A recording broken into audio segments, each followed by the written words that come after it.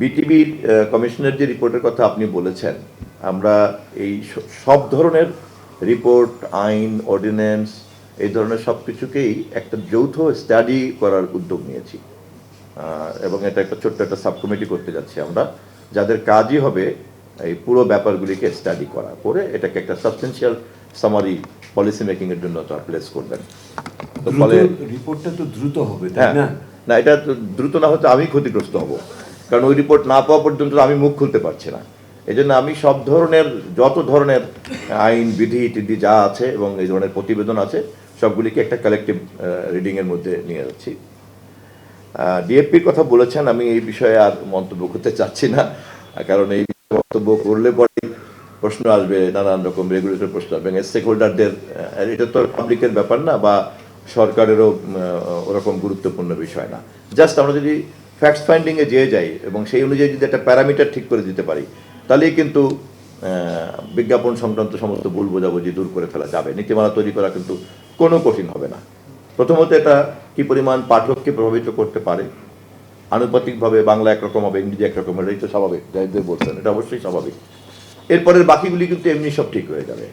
আরেকটা হচ্ছে West board follow করে কিনা মালিক পক্ষ, এই দুইটা হচ্ছে খুব গুরুত্বপূর্ণ বিষয়। এই দুইটা গুরুত্বপূর্ণ সমাধান বের করা কিন্তু খুব কঠিন কাজ না। আমরা এই বিষয় নিয়ে ভাবছি, কিন্তু আমি কোনো মন্তব্য করলাম না এখন।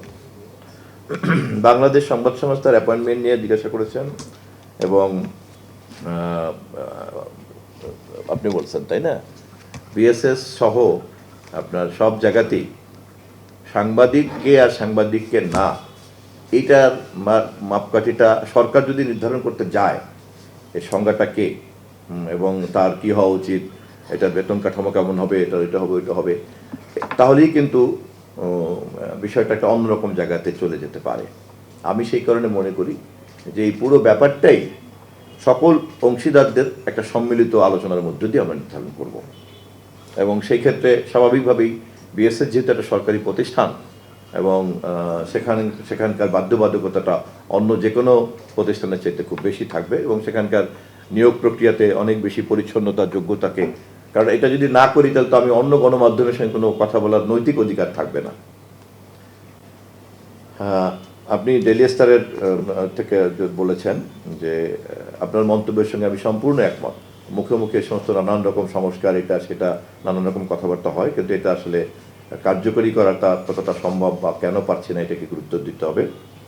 আর জার্নালিজম এবং অ্যাক্টিভিজম, আমি বোধহয় একটু আগের প্রশ্নের উত্তরের মধ্যে ওটা কাভার্ড হয়েছে, এবং এটাও এই সংজ্ঞাটাও নির্ধারণ করার জন্য যখনই সমস্ত স্টেক হোল্ডাররা মিলে যদি এটা একটা সংজ্ঞা তৈরি করে দেয়, তাহলে সরকারের জন্য বরঞ্চ সুবিধা হবে। আমরাও কিন্তু আপনাদেরকে ওইভাবে এন্টারটেইন করতে পারবো, অ্যাক্টিভিস্টকে অ্যাক্টিভিস্ট হিসেবে এন্টারটেইন করবো, জার্নালিস্টকে জার্নালিস্ট হিসেবে এন্টারটেইন করবো, এবং প্রত্যেকের যার যার যা এক্সিলেন্স আছে সেটা আমরা তখন সরকারের সার্ভিস গিভিং প্রসেসের মধ্যে আমরা ওটাকে ইনকর্পোরেটেড করতে পারবো।